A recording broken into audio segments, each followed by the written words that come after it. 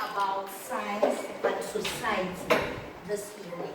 And it's very important because we are all into STEM. And we cannot do the STEM, how do I put it? The STEM has to be practiced in a society. And so this topic has become very important to be discussed. This evening we want to look at understanding the connections between research, policy, and practice. Research, policy, and practice. That is what we are going to have an informal conversation about. And our main speakers for this evening are, I'll mention their names and they will tell us about themselves. So I have the first person is Madame Amma Aboagye. Madame Amma Aboagye. Yes, please give us call me Madame. Okay, my name is, so thank you for the introduction. So I am a advisor, Science Tech Innovations Partnerships Advisor for USAID West Africa. I work to ensure that the U.S. government is, up to date in terms of the technology that it uses, in terms of how it plans interventions like within the health space or peace and governance or economic growth, and just trying to really think outside of the box in the way we apply ourselves.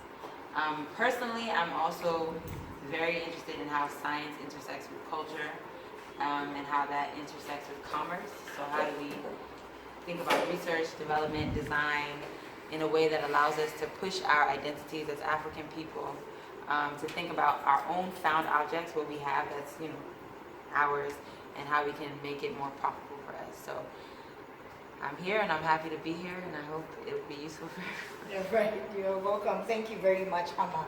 And then we also have another speaker in our midst who is in the person of Dr. Dzifa Adjaye-Gbewonyo. Yes, could you please introduce yourself to the house? Hello, everyone.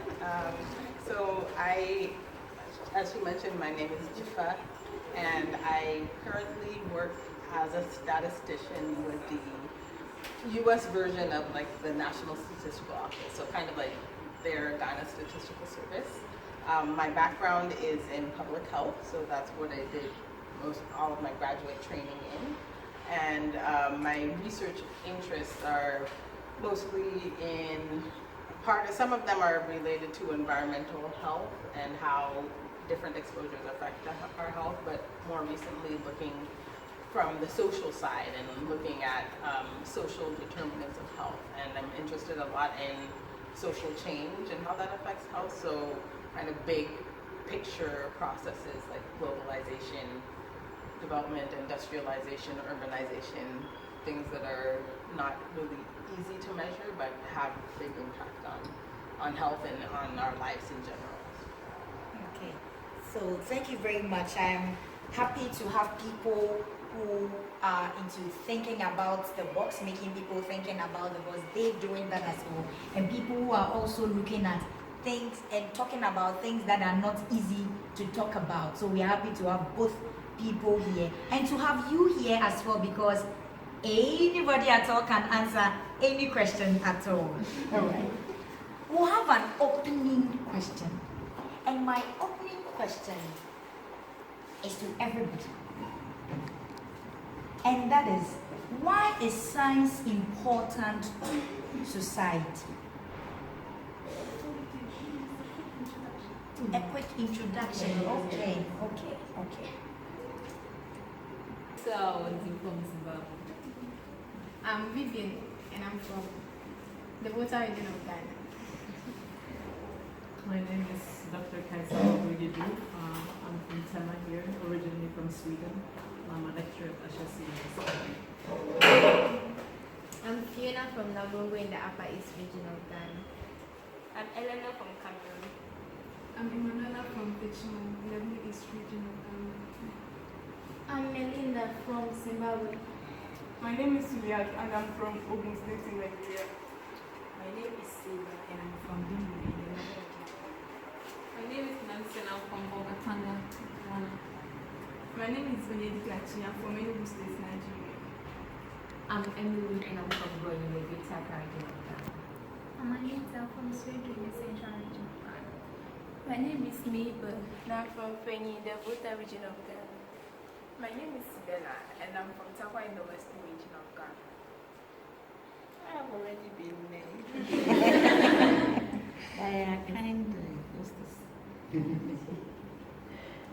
And I'm Meklit, I'm from Ethiopia, Addis Ababa. I'm Elizabeth from Purdue University, the Eastern region of Ghana. I am Augusta and I come from Cameroon. I am Miriam from Ogun State, Nigeria. I'm Albright Boatman from Eastern region of Ghana. My name is Edith and I come from Rama, Eastern region of Ghana. I'm Alice from Islam. Thank you all for that brief introduction. At least we know who is in this room, right? And when something happens, we know who to probably talk to. Okay, so we'll continue with our chat. Is a chat. And before I go to my opening question, I'd like our main speakers to just give a brief introduction on the topic. And the topic again is understanding the connection between research, policy, and practice, mainly on science and society. So we know we could start. Okay. I really love this topic. I think even before I started with AID, I was working for a company that does randomized control trials. And so essentially they test different types of social interventions. For example, would it be better to solve malaria or malaria outbreaks that happen? Would it be better, for example, to give people nets or to give them pills or to, like what is it, prevention, cure, and then to test that and to see what is the most cost-effective solution for addressing the problem. But one thing that you realize, and I think the reason we're having this conversation is that even when you've done the science and the data is there, the study is there, everything is there, nice. The people who are supposed to make the decisions and actually say, okay, yes, you've shown us this, so we'll use it, are now on another mindset, election season, building roads, things that are like not the central matter. So it's one of those things where you ask yourself, okay, after we spend money to do the research, people have gone and gotten PhDs, degrees, they've racked their brain. The people who don't have any of that information are rather the ones who ultimately control the budget. So how do we bring those two worlds together so that they can feed each other and we can build a society that, is symbiotic, it works together. So I'm excited about this topic for that reason, the opportunity for us to think about science outside of the laboratory or outside of the science itself, but that the research you're doing, the discoveries you're making have to be communicated to people who don't know or who may not even be invested in the solutions that you have. So how will I develop the communication skills? How will I develop the cultural skills to be able to convey this message to people so that they can, absorb it or attack it? I mean, that is also an option. Fund it or not fund it, but based on good reasoning, not election season. I keep coming back to that because that controls everything. but that they'll make those decisions using what you have in mind. And then also on the other side that, scientists sometimes, I'm not saying you all, because I'm sure you all are useful scientists, but sometimes the hubris and the ego, me, I did the study, I know everything I did is correct, and it's double blind, and I've sent it to 7 publications, so it's the right way. That can blind you from being able to actually sit with somebody on their level and communicate what it is. So, building those bridges between the worlds and creating that symbiotic relationship is what I think we're trying to achieve by having this conversation. That's very, and I feel like I think in very similar ways. To me, I don't really think of science as separate from society, like the science and the society. Science is a part of society, and to me it's not really a subject as much as it is a technique or a method. So it's a way of investigating the world, and that includes not just the natural world, not just your lab sciences like physics, chemistry, biology, but also the social world. There are the social sciences, you know, there's economics, there's sociology, a lot of those. They use scientific methods to study society. And my background is in public health, and I actually now consider myself to be more of a social scientist because my interests are in how society affects health and how social issues, social causes affect health. So I think it's important to kind of broaden perspectives on what science is and realize that there's so many different types of science. And I think one of the issues is, you know, the goal of science is supposed to we don't do research just to create knowledge, right? The knowledge should be used for something. It should be used to improve society. And that's kind of what the goal is. And a lot of times, in many cases, it's not as easy to actually achieve that. I think there are a lot of challenges in actually translating research into action. And part of that has to do with just the process. She mentioned working on randomized controlled trials, and there's often a lengthy process that goes along with that. People in medicine, when it comes to clinical trials, they say on average it takes like 17 years for clinical research to actually be implemented in practice. So as I say, a new drug is found to be effective. It takes 17 years before the research shows that, before it actually gets implemented. So you can see that kind of time lag where something that could be creating benefit, and why does it take so long to actually be implemented? And then on the other hand, you have researchers who, you know, we sometimes kind of get stuck in our research bubble, and we learn how to do research and how to communicate technically and those kind of things, but we don't really integrate ourselves with others and know how to communicate that information to the general public. So a lot of times we aren't trained in how to communicate with the media, how to write things in ways that are not just publications, but how do we actually get that information to the everyday person. So I think those are some of the challenges, and I'm sure later on we'll talk a little bit more about that and why, you know, that we need to try to work to bring the sides together. Yeah, so that's kind of my summary. Well, all they said, I should have asked one last question, then we end, right? I should have asked one last question. And I think one thing that was running through was communication. One thing that ran through both presentations is communication. And as they were speaking, my mind went back to, you know, all the researches that we have done in school. When you're about to complete all the hard work, and then after that, it goes nowhere. Meanwhile, there's a lot of knowledge there. So I believe that really, if we are able to communicate the knowledge, the things that we have found to people, so that it will be very beneficial to the society, I am hopeful that at the end of this session, we will be able to know the way forward. So thank you. And then I would like any of us to also talk about the topic before the specific questions come. We are talking about understanding connection between research, policy and practice, science and society. Yes, I know they said yes. I asked Gameli. Yes.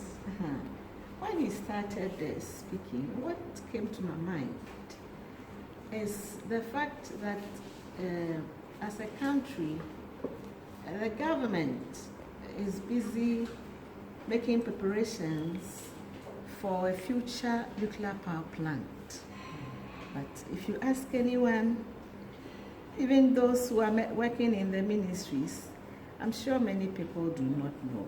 So I think this is something, you know, this experience for me is something that I will take and, you know, and I will say to the people involved, look, there are channels in which you can open this up, especially to the young people.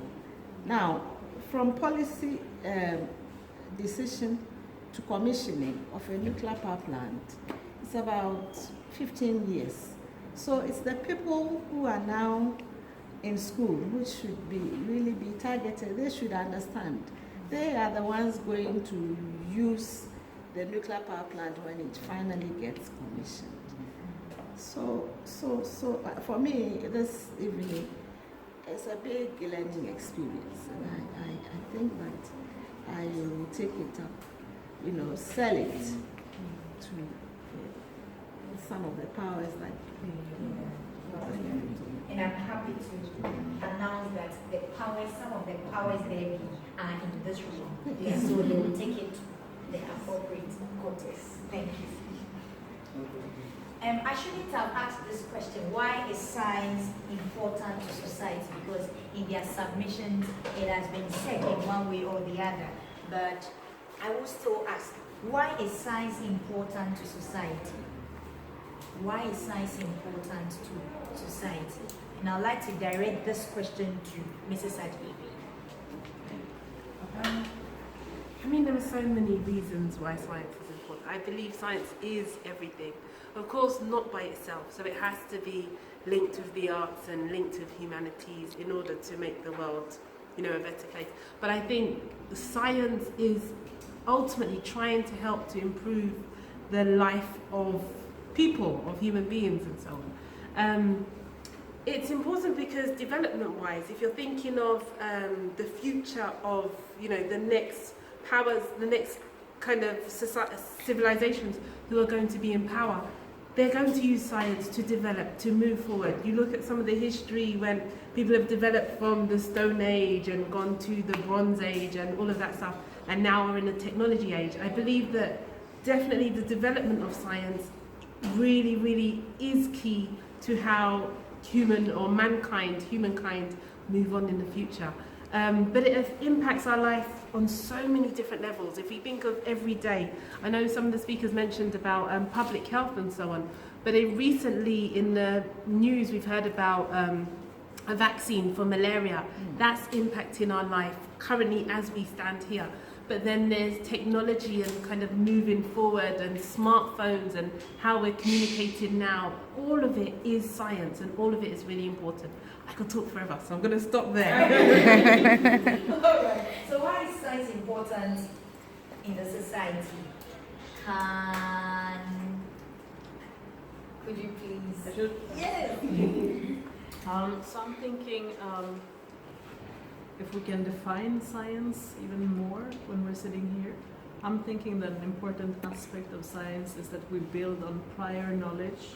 When we do a research project, you first have to read what has been done before, and then you're supposed to find what is missing and make your contribution.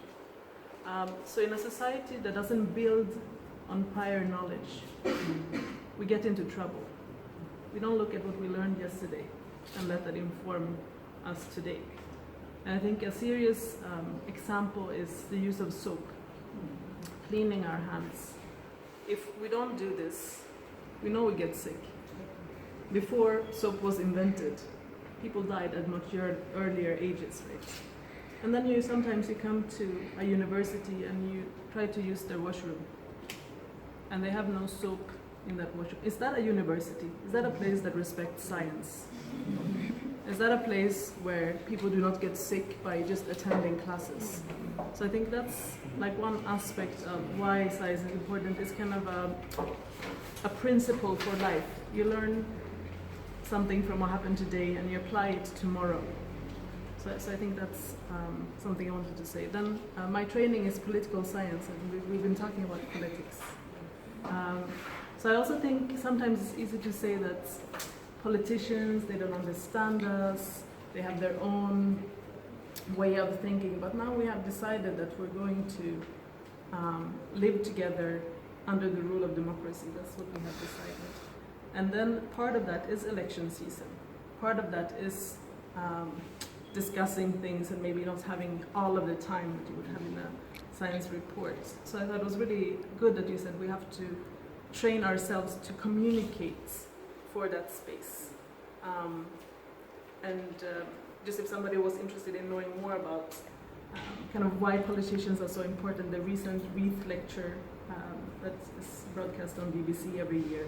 This year's lecture was speaking really interestingly about, for instance, why when we move away from democracy by, for instance, representative democracy by doing plebiscites or what do we call them, polls, like Brexit, we run into problems. We're not using politicians as intermediaries to find and broker a solution. Now in UK, there are two camps and they both hate each other. It's not a good solution, and I think he argued well for that. We need politicians, otherwise we get into those situations. We need representatives. So, to bring it back to what Amma was saying, how can young people today, how can they learn to communicate? You're going to be scientists and lecturers and people who do research. How will you communicate? How will you learn to communicate? Amma mentioned also you need to be culturally sensitive. So maybe we can talk about those things, communication, being culturally sensitive. How can we be culturally sensitive?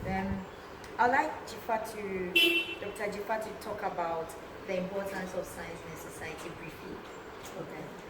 So I think like what I was saying before is like I've always kind of viewed science as a part of society, and as Ifwa mentioned, it's integral to society. It's kind of part of everything around us. Everything that we do has kind of been touched by science, and to me, it's not really, you can use science to approach anything because it's more of a method than anything else. So for me, I think that a lot of times one of the issues I think in terms of how there's a disconnect between scientists and other members of the community is a lack of trust. I think sometimes I think that because of the way science has been done traditionally, you know, say people are doing research, especially if they're doing research on other people, like in public health, a lot of our research, we collect data from people. A lot of times people will say, well, you're always coming asking us questions, taking this, and then we never hear anything, nothing comes of it, why don't we see any results? And, you know, I think sometimes a lot of scientists kind of see society and see people as their subjects, like people to study, right? And because of that, it's more like, oh, we need to gather information from you, but they don't really involve them, bring them to the table as part of the process, part of designing the research study, listening to what they think are the important issues and what actually matters to them, because what we might think is a topic to study might not be relevant for everybody's, you know, daily lives. And I think sometimes the way scientists are often trained is, you know, one of the important things is learning from prior research and filling in the gaps. I think sometimes that can be taken to an extreme, in that as researchers we want to try to distinguish ourselves, right? So if someone else has done this, oh, I need to be different, so you need to kind of carve out a very specific niche area that only you focus on and nobody else focuses on. And I think sometimes in doing that, we become so abstract that we end up focusing on very obscure topics that don't necessarily have relevance to what everybody in their daily lives is doing.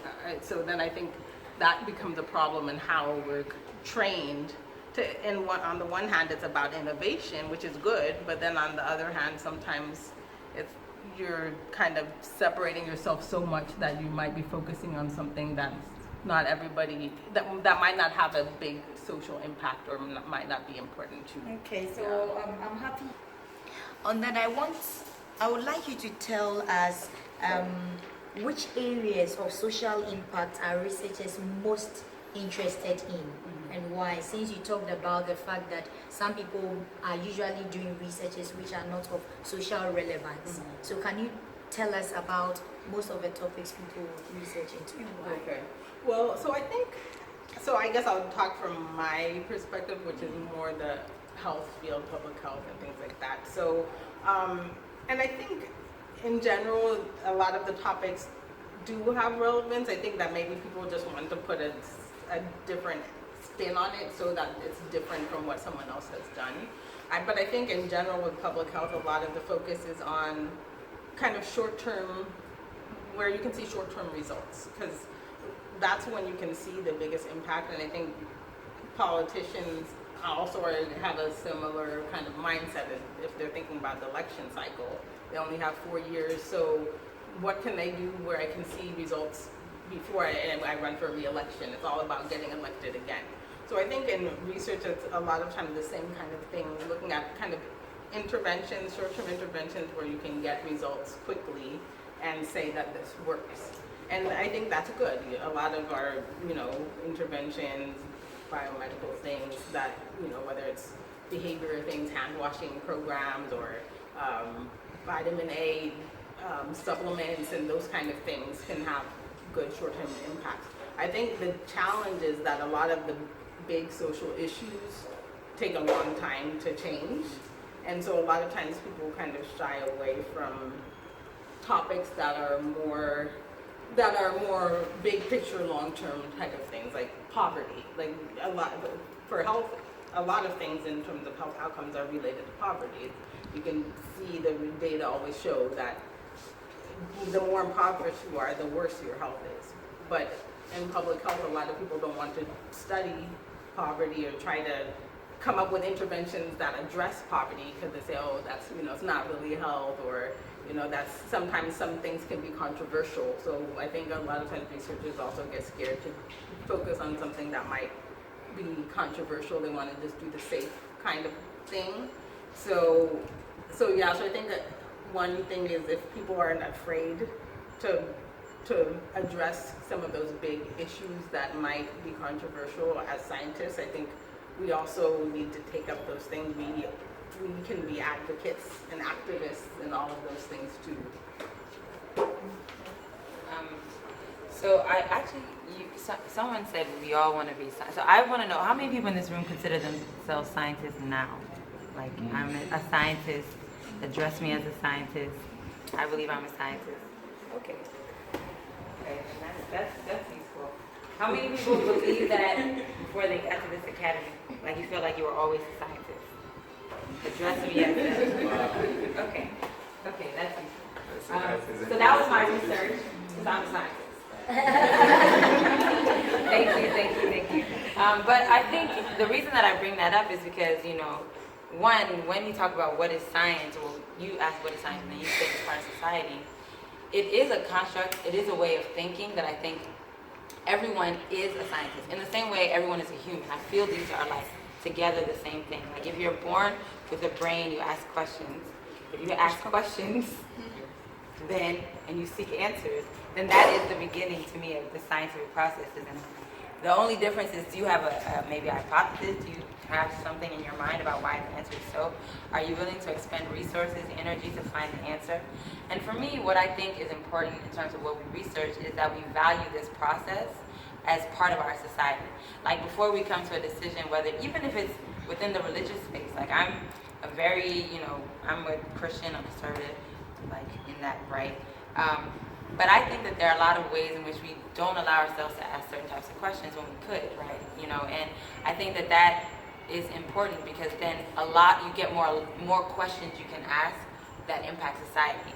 For example, I think, having lived in different parts of the world, I find it fascinating how we evolve towards certain types of music, how we evolve towards certain types of food and food groups, like Ghanaians and Nigerians fighting over jollof. Meanwhile, rice is not our food. So like, like if we were really doing research on ourselves and like thinking through our own evolution, like, we would be like, what is the way that we build foods around our cultural practice that help our bodies?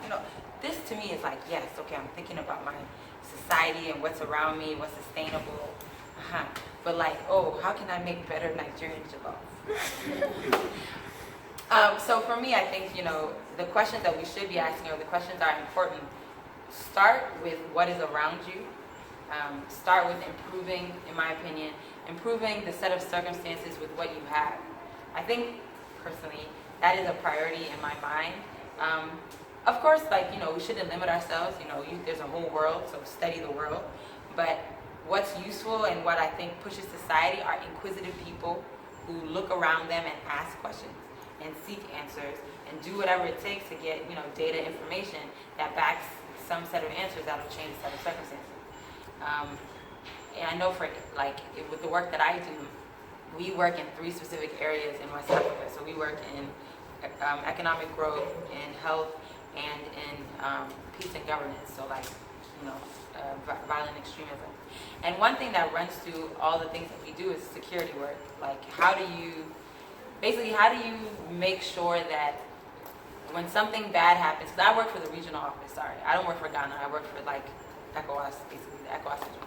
So how do I make sure that if something happens in one country, it doesn't spread, whether that's violence, disease, food insecurity, whatever, it doesn't spread outside of a locality. And if it does spread, that we can end it quickly. And so when you think about something like that, that's not necessarily something that you might sit in a lab to tinker and figure out, it's a process question. So it necessarily requires you to say, okay, let's try it this way. Should we send pigeons around to the villages to carry messages that Ebola has broken out? What works in the space that we're in and is most effective? Because sometimes what you realize is that the research that you're bringing from other places may or may not be effective in the space you're in because the culture is different, like what I was saying before. I remember when I was working with IPA and we were doing an education project to see the best way essentially to get, younger children to read. And we were looking at parent intervention. So how do you get parents involved in education? And the theory, obviously, the hypothesis was that, the more the parents know, the more likely it is that the children will have better outcomes. But actually, when we did the study, the parent intervention was worse. As in, and so, obviously, that's not the kind of research you walk away with and be like, oh, yes, let's take parents out of the equation, because that is not the right answer. But you have to ask yourself questions okay, in the way that we set up the project, is the way that we engage the parents, we use video and drama, is that the right way to get the parents interested in letting their children play? Because this was KG, so letting them play to learn, maybe that was the problem. Or, because, there's more to learn to understand about this process of how we solve this issue of education. Same thing with the security. There's more that we need to learn. So we need to be willing to try new things. But when you try new things, these are real people's lives. So this is someone's child learning. If you mess up, they won't do KG again. They're going to year 1. So you have to be thoughtful about those things as well. There are very real sort of ethical issues around studying. But I believe if as a society we decide studies are important, they help us learn, and some of us will benefit, some won't. And if we're thinking about ourselves as a society, hopefully the benefit will happen soon enough for maybe not my child, but the next child, maybe not while I'm alive, but the next set of adults in my life, in that lifetime. So in my mind, those are the things that are of interest in the development context and just, in my experience with, it's the processes, it's the cultural aspect, as much as it is the science. We know how to, let's say, cure malaria. We don't need to do too much research, I guess, on that maybe. But what we haven't figured out is why, with all the solutions we have, people are still getting malaria in XYZ village, or why Ebola is still happening in 2019, or why people are getting, some of the things that we eradicated so long ago. So that is, to me, a process thing. As you're thinking about your science, think about that process. How do we get this out to the public, get it absorbed, make sure it's effective in that way with the space we're in. Maybe this science is not good for where we are. People don't take pills here, so we can't use pills, so then what? That kind of thing. So that's sort of how I think about that. Okay. That's interesting. So I would like to know, with what you said, that's think about during research, starting with things around us and doing things that will benefit the society. And then you ask the question, why is it that things that were eradicated a long time ago, Ebola is still happening? And I think that it all boils down to the lack of connection and communication between the researchers and then the policy makers. So I would like us to briefly talk about how we can really communicate the researchers and then our findings to the policy makers, and how can we make them implement them so that our findings knowledge that we have been that we think as researchers would help the society can really be implemented. Otherwise, then it's like there is no need to do all these researches. That's it.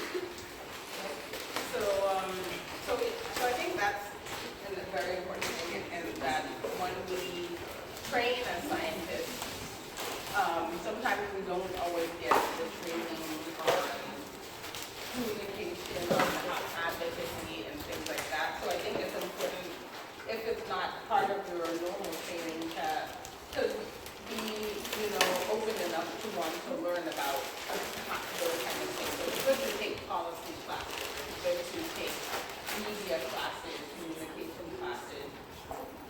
Policymakers, a lot of the way scientists communicate isn't effective for policymakers. They don't always have time to read a study.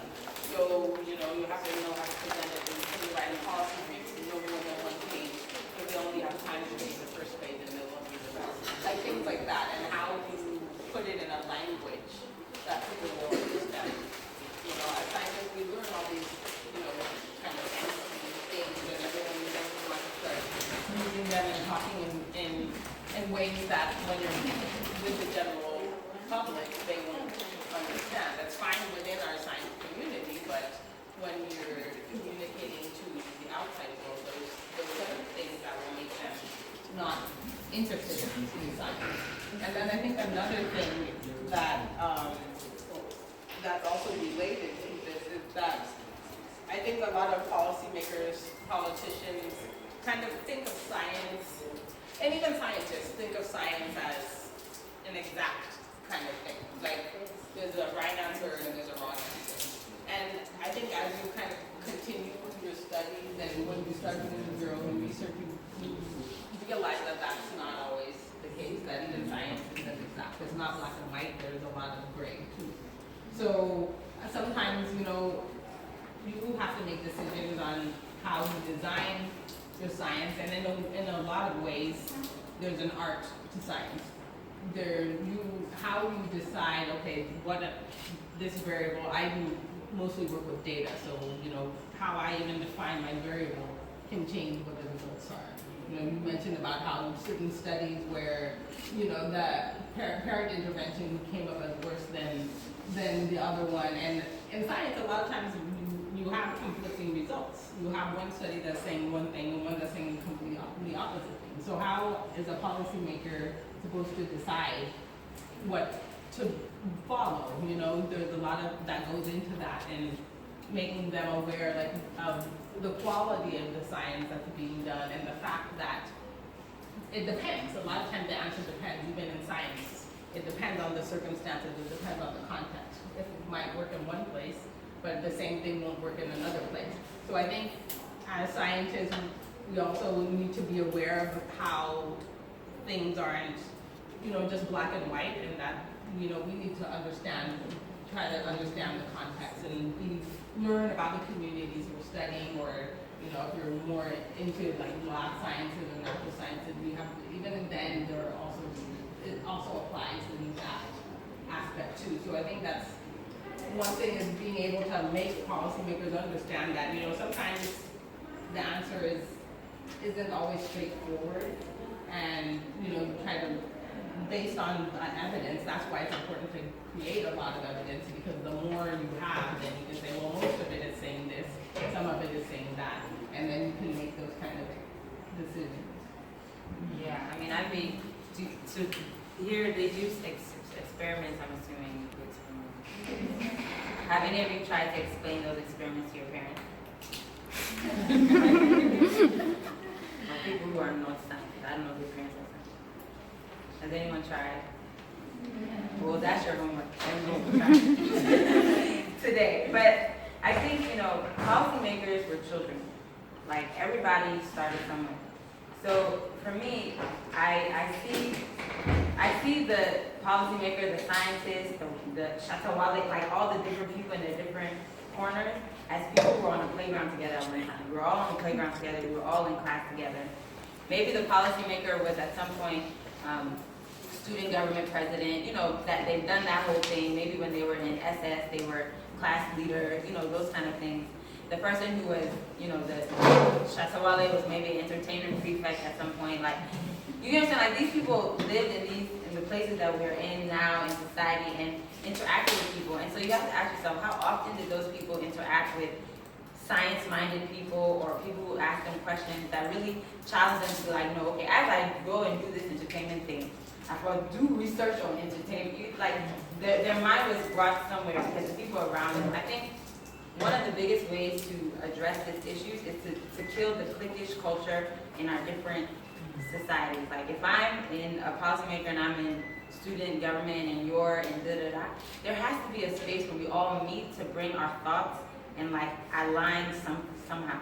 Because there's alignment there. And I think if we do that within a social setting, it becomes the way we are in society. Because right as we sit here now, whether or not, okay, does Parliament talk to Legon? Definitely. The scientists there, they all talk with each other. It's a government organization. Do policymakers know some of the experiments that are happening? Sure. But which are the ones they pay attention to? Isn't it the ones from their friends that they'll sit down and listen to? Yeah, it's not every stranger in their experiment that I have time for. But once I know you and you know, oh, this is my friend, they sat with me, okay, this thing, it makes sense small, let's push it. That's society, like that's how that works. So for me, I think the best way for bridging those gaps between those people is to start early, to kill the cliques, like in whatever stratosphere, in church, at work, wherever you are, like to sit outside of your comfort zone and intersect with people who are of a different mind, because that's the only way that you push your agenda with people, and build relationships with people so that when you get to the point where you need to convince a policymaker, you were friends with them because you weren't sitting in a clique by yourself with all your science. Like that's how that works. But the other thing too is to understand that like we are all like, you know, I studied like in grad school I studied economics more or less. I did public administration, economics, development science. And I do believe we all have our set of incentives. The things that motivate me, the things that motivate you. So for me, if you know that I'm an appointed official, that means I'm not looking at the political calendar. Whether or not you vote NDC or MVP, I'm still going to be here in Ministry of Wine doing all these things. Like I will always be here. So that set of incentives is different from the appointed official who is representing your party and has, you know, to focus on the party manifesto and the election cycle. And that, you know, is different from somebody who was appointed to a position that lasts longer than another election cycle. Once I'm here, I'm here. So nobody can kick me out, I'm here. So my mind and the way I plan is different. So I think it's important for us, you know, as science-minded people to understand that incentive structure and to think, if I'm trying to convince somebody of something, what are the set of things that are a priority for that person? Like what matters to that person and how does what I'm bringing, if what I'm bringing will never matter to that person, I need to find another way around. Because it was my experience when we were trying to push some of our results for the randomized control trials. Like you'll sit in a conversation with people at GES, Ghana Education Service, super dedicated, smart people. Me, GES, I love GES. Those people are my people, so I'll never say anything bad about GES. Super smart, super dedicated people, you know, civil servants, like who have seen it all. Like there's nothing you're coming to bring them that they haven't heard. Someone hasn't brought them before. I mean, who are USA, DFID, you've heard it all. So at that point, there's like a fatigue. Everybody's bringing their thing. So what are you bringing literally in my hand that is going to really matter for where I'm trying to go? So when I understood that, it made the work, because my role was policy advisor, so it made the work a little bit easier because it's like, okay, I see that your frustration in ECE is not my thing that I'm bringing. Your frustration is that you get the least amount of money because you're KG and nobody seems to care about KG. So okay, if I'm bringing my research results, how can I pair that with like a funding, something like, oh, this is the money you can get, something, so that I bundle it and I bring my thing only, you only get the cash if you bring my research. But you know, like thinking about incentives. So I think understanding people and thinking like what motivates, like study a person, what will motivate the person, and then use that to, you know, make the decision about it. And to follow on that, I think a good exercise as scientists is to learn how to be a salesperson. Yes. So I think it's always good to ask yourself the question, why is this important? And be able to have an answer to the question. And then on top of that, you know, policymakers, as I mentioned, they don't always have time and they don't want to listen to long stories. So can you explain whatever you're studying in 1 minute? Say you're in an elevator with, like the elevator bridge, you're in an elevator with a minister and you have to try to convince them of why what you're studying is important. If you only have 1 minute, can you describe it in 1 minute and do it successfully so that they understand and they want to, you know, use your research? So I think that's something to always practice when you're doing your scientific studies. Elevator pitch. Elevator pitch. That's very, very important because as scientists, what we've learned is that we should be very good salesperson and then learn to explain our things very well so that the policymakers will understand. I can see a number of what I'll call AJ first. Okay, I want to say that we want to make communication easier between scientists and policymakers. And I think it begins at this level when we are studying. I am a scientist and I want to be an engineer in the future. But then I want to be an engineer because I want to create solutions to problems.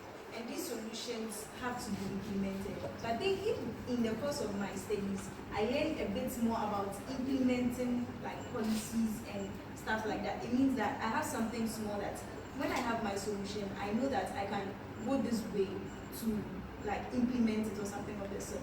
And then someone who is also going to be a policymaker, a politician or something of the sort, should also learn a bit more about how science is, so that when we want to communicate, it's going to be easier because we'll have a common ground where we can stand and talk to each other and we understand each other better because we know a bit more about each other's field. So I think that way it's going to be easier. Wow, that's a good one there. And I told you that we have some of the there was a term someone used. Some of the what? The powers that be in here.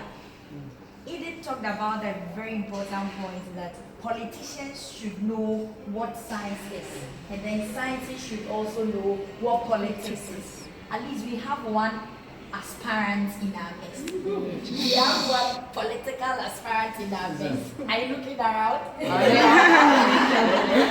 Those you know. So I'm happy that that aspirant is a scientist. So when he or she goes there. Thank you very much. There was another hand here. Okay, we are trying to see ways in which we can easily communicate with the society as well as scientists. And I think that in each society or community, there's a language people understand. And I think one thing we really need to know is that language. I might not be able to speak to you and you understand, but if I send someone else to speak to you, then that's when you will understand. So I think it's really important for us to find out who those people are and make sure that they understand it well so that when they will send in your message, it wouldn't be distorted or it will be the way you said it. The language people will understand. Gameli, please, you had your hand up. The points are coming in, they're serious. Yeah, serious. I don't even know what to say again. You say it. So some of the points I wanted to make really were made already by some of you. So I was saying that we are scientists, but at the same time we are also members of the society. So it's not like a scientist and then they are over there and then they are. So I was going to make a point that we scientists should also see ourselves in different roles. So for example, if you are a scientist, you can also be a politician, and therefore you have the opportunity to influence policy. I was seeing scientists as communicators, writers, scientists as people who are putting together platforms like this to encourage dialogue between different people. Scientists as business people. Some people have the skills to be able to, navigate into these fields. And we need such people. Even if, you cannot be a writer or a video maker or storyteller, you should at least understand the issues and therefore be open to interacting with others to be able to bring about the solutions. And it's very, very important. I think it's very easy for us to be like, hey, we are scientists in a society. It's like they're against us, they don't listen, and they are not reasonable. But it's history, it's norm, it's culture that we are up against. And at the same time, I mean, really, whether you like it or not, maybe we think science is supreme, but probably society is supreme, or society is more supreme than science, right? So, how do you navigate that to cause a transformation? You are the one coming with a new thing. You want to cause a transformation. So, understanding the systems, understanding the structures, the power relations, the political science. And some of these things is what will really help us to achieve any form of change or be able to influence anything at all. So that's it. I really love your point about changing education, put some of these things into training. I think one of the reasons why I'm so passionate about this, for example, is when I was in school, we had opportunities to do stuff around science communication, science and the media.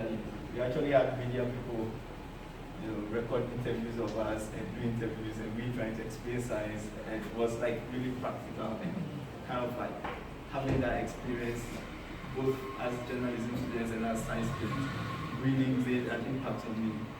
So yeah, great points, guys. One last question from Emily. So on this one, Emily. Sometimes I think the means in which the researchers give out their information, it just goes to a particular people. So let's take, for instance, VHX, they have no electricity. So basically, the people hardly watch TV. Just maybe in the whole village, just one person has a television. And we are making an advert about the latest disease. People there won't get it. And probably that is where the disease is actually is. That's where the problem is. So the means in which we transfer this information, they don't get to the people who really need it. Because we in the big cities, we are exposed to this thing. Like most of us generally, we know what to do, but those who are not being exposed to the technology, they don't know what to do. Yet the way in which we give out our information, they don't read them, and the problem still continues. So it's like from generation to generation. We believe we are making research, but those who need the research, we are not giving it to them. Okay, sorry to jump in again. There's something I'm really passionate about, and your point just brought it to. Science is something that's meant to serve the community. So I also kind of advocate community science, open science. Involve people when you are designing your research questions, carrying out your surveys or making your measurements, trying to interpret this research. Not all types of research fit that, but especially research that's around health, education, and some of these social topical issues. That approach really helps to break barriers, and at the end of the day, it's very easy for outcomes to be accepted because of the approach that was used to get the results. Okay.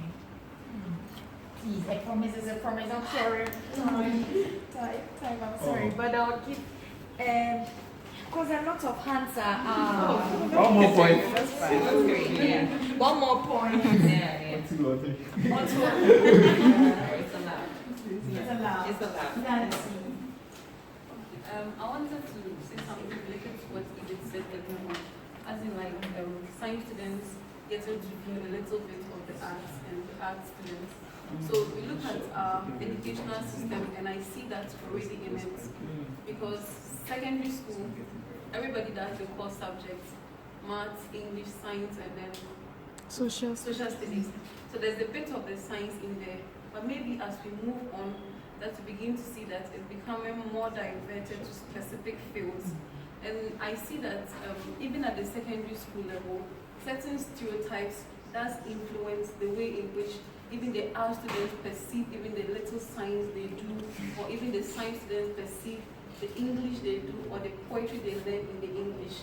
So maybe, yes, we need to look at how we can learn both as we move along, but also whilst it is being delivered to the students at that stage, how do you make sure that they appreciate what they are learning and they're able to apply that outside class and know that it's not just theoretical, but then what you are learning still has, how do I put it, a lesson on effect. Yes, and appreciating it even though it is not something directly linked to you. And also working on stereotypes, because if, let's say I'm a science student, I'm in school, and generally people think that you're a science student, you're a bookworm. So every time you have to be learning, like you have to be by the book. I remember senior high school, one thing was science students, you shouldn't be loud. Like you have to be calm and you're always wearing a glass, always holding a book. And Serious. where a science student found on stage performing, it's like you are not serious. People may not say it to you, but that is the feeling they make you have. So it should be open. Science students they should do their poetry. Wherever they think that is necessary to them, it shouldn't be stereotyped so much along the way. I mean, to speak to that, I mean, I'm an advocate of, multidisciplinary learning, but it's hard because obviously each teacher has to be well versed in every subject. Like it's hard to do. But one thing I think is not as hard is freeing teachers to feel like they can empower students within the coursework. Because one of my favorite science classes when I was in high school was microbiology, because I felt like with microbiology, because you were looking at like genetic sequencing, it was kind of like art, it's patterns, right? So you're looking at genes, and it's just like very pretty to look at, quite frankly. And when we had to draw the things, even though, obviously there's like biochem and at the heart of deathly science, but even when you're drawing out those things, like it is a very like artistic-y thing. And our science teacher that I loved her so much, like she let us do crazy things like with cotton and paint, but we were still doing science, you feel me? So for me, I feel like when the person with the most power in the room frees everyone else to exercise that agency, like to sing out. I taught math, I taught 6th grade math, and we did an album. I'm very proud of that. Rap album. But it was. Can you give us a freestyle?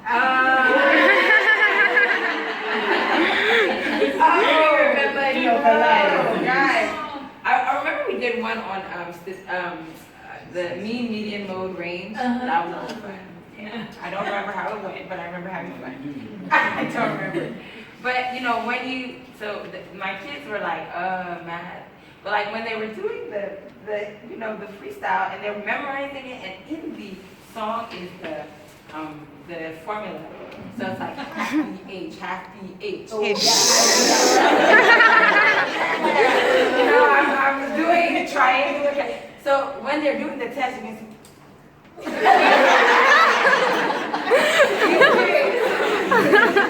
Yeah, I did something, so I came. But like, it set some of them free, because it's like, okay, yeah, math is kind of somehow, the older you get, the more, abstract it becomes.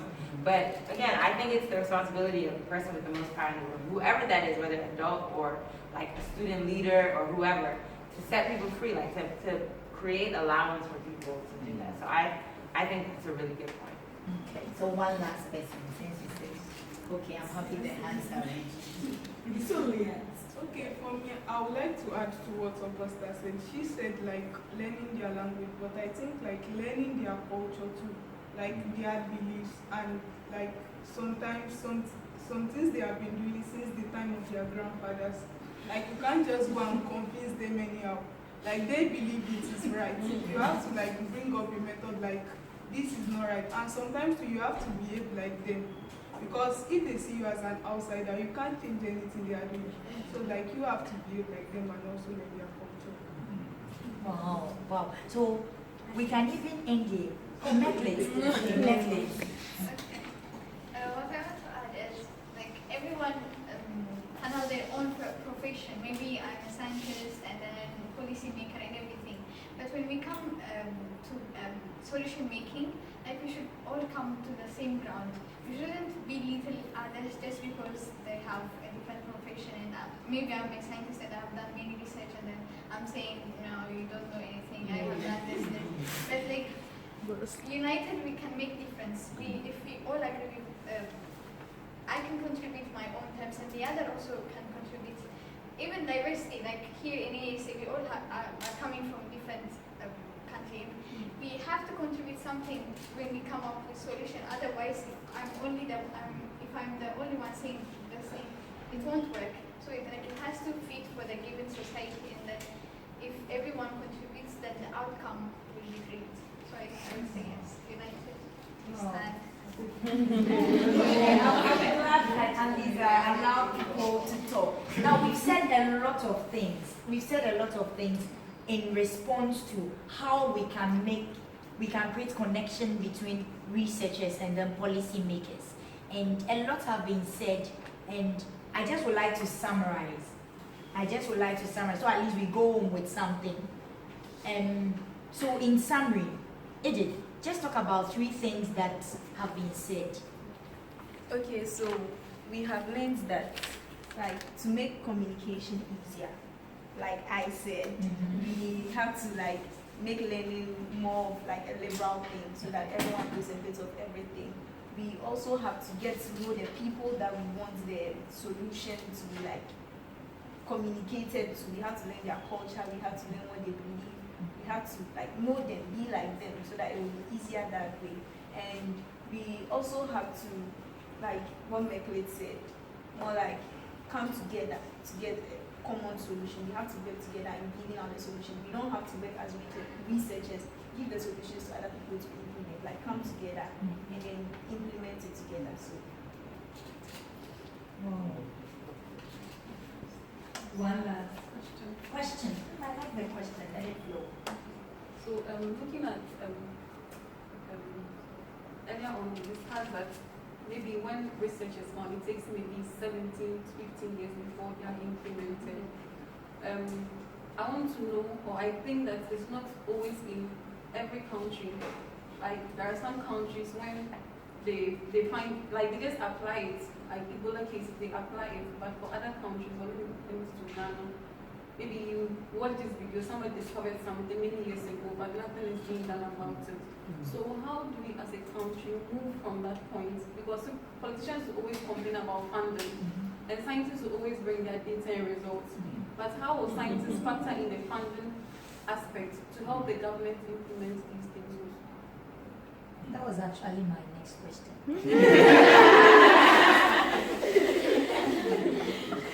That was actually my next question. So, can we give response to that? How? Because researchers will always bring their data. Politicians will always say, no money. How do we move forward? How do we move forward? Melinda. I think it mostly boils down to corruption.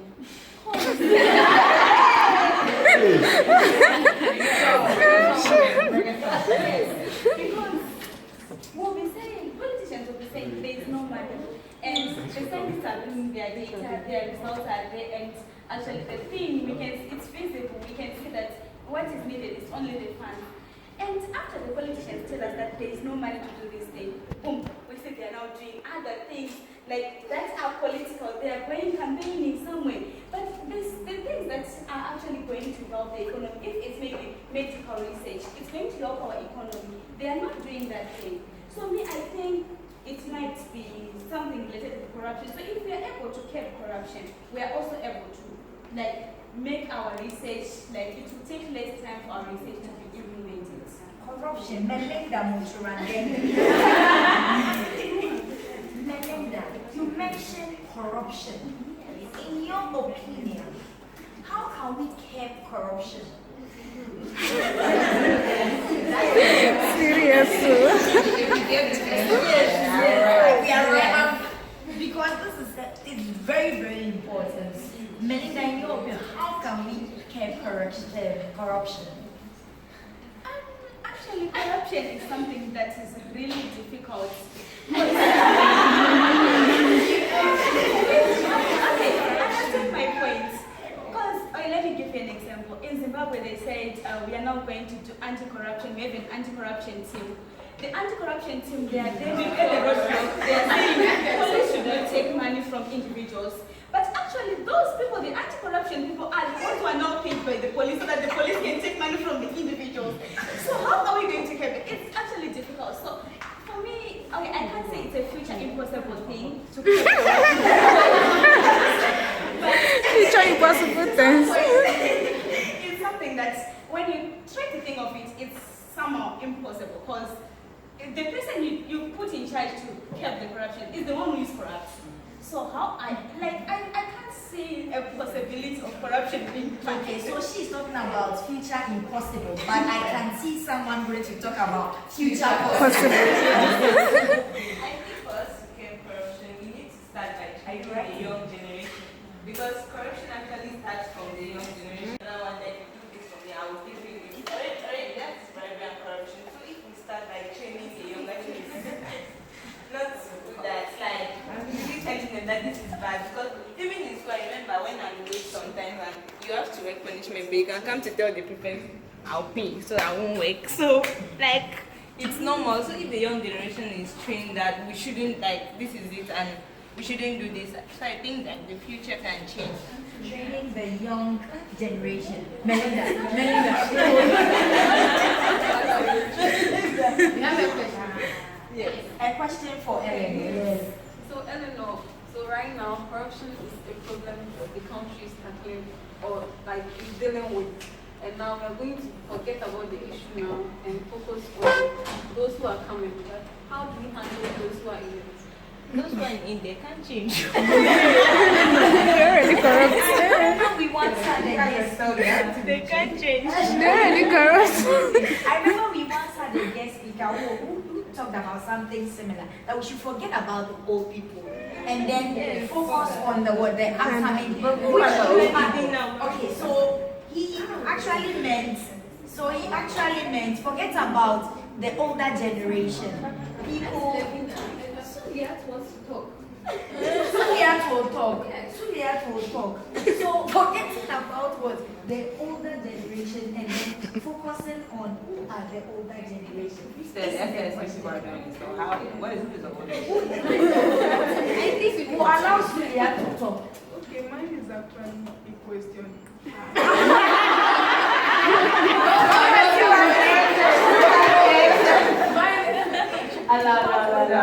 And should I take Sulia's question? Yes. Okay, what Eleanor is saying, we have to start from the roots, the young ones. Yes, when we start from the young ones, they are seeing the older ones there. We also stop them from seeing them. How do we do this? I can't say, like...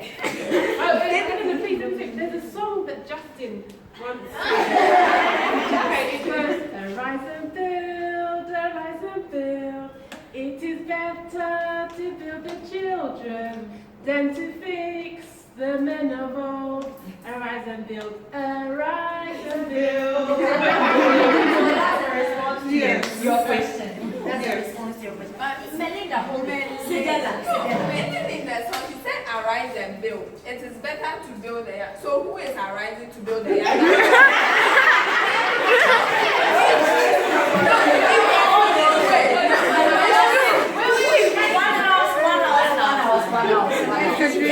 If we are forgetting about the older ones, as you said earlier, you quoted someone.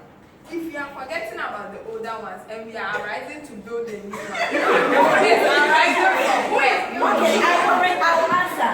Those arising to build is you and I sitting here. So we are you form part of the older.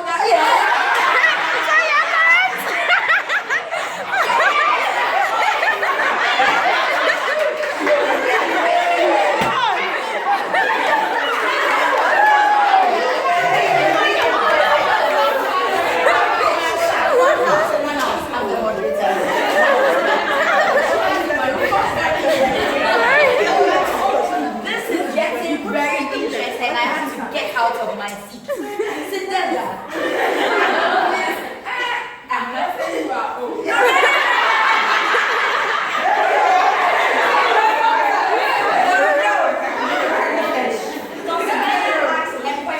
Yes. So her question was, who is arising to build the younger gen? And I'm saying that it is us in this room.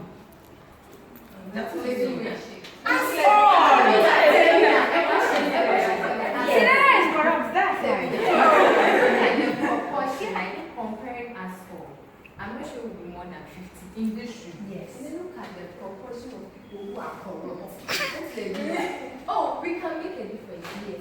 But the thing is, we in this room, how? Like, it looks, it looks impossible.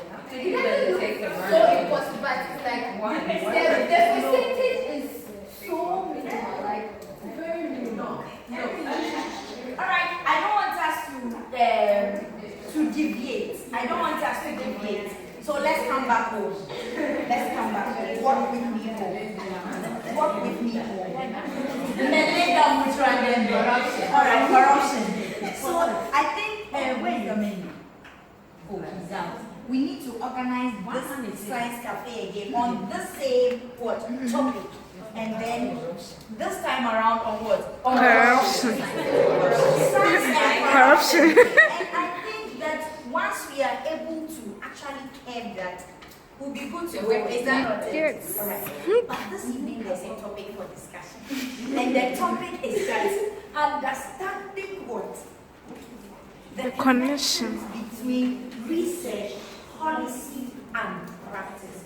Look, it is important. All points that we have raised, the policy makers, if they are not going to implement the research that we have done, then there is trouble. So we are still looking at how we can make them implement the research that we have in order to help the society. So I think the money question is part of policy. Yeah. Funding and budgets are an important part of how government functions.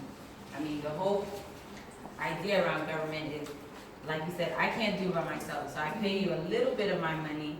All of us bring our money together. Then that money is used to do what? The public good.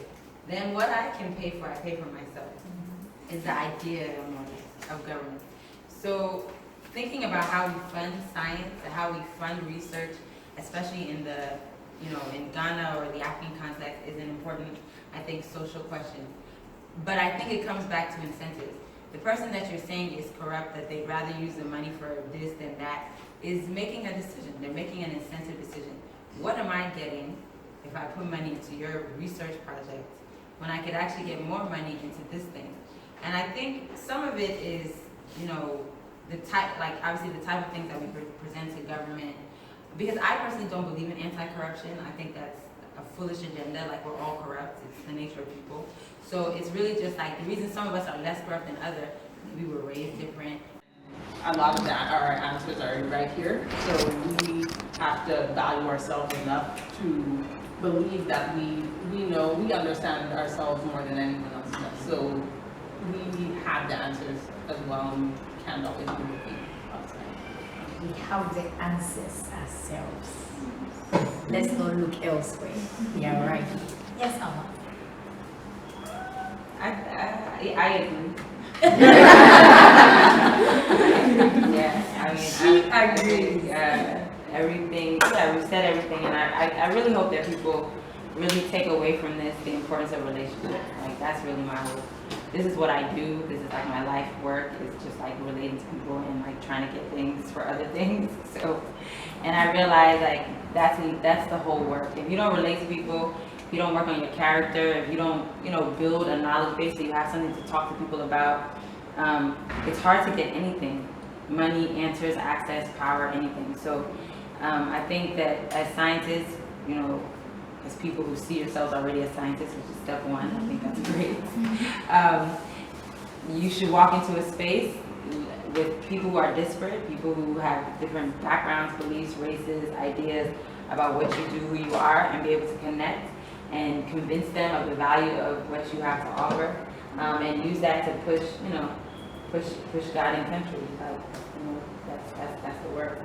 So that's my message. Hope that. Wow.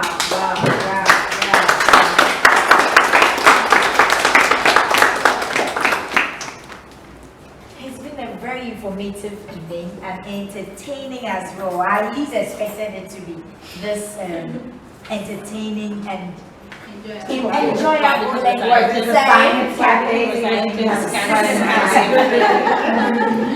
Yes, so this evening a lot have been said, But I want us to leave. I wish Mrs. Adjaye could just teach us that line of Justin's song. That's what I would like us to do.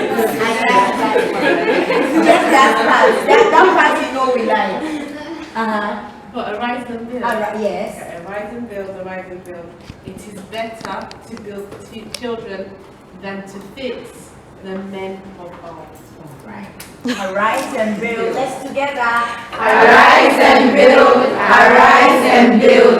It is better to build children than to fix the men of old.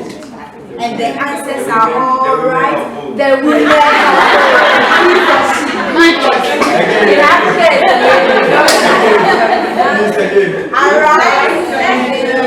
Arise and build. It is better to build the children than to fix the men of old.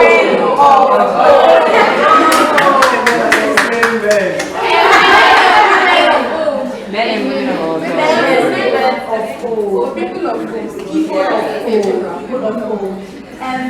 On this one, I'll have to be on my feet. I want to say a big thank you to you all for your time, for spending your Friday evening with us at African Science Academy. And our wonderful students, thank you for sparing us your time. And so, Mrs. Adjaye, thank you. Gameli, thank you for organizing this. And I thank myself. I mean, thank you. I mean, this was amazing. We just got on board like a couple of minutes before starting. Because it's Science Cafe and you don't really have to plan everything. But then she's been amazing.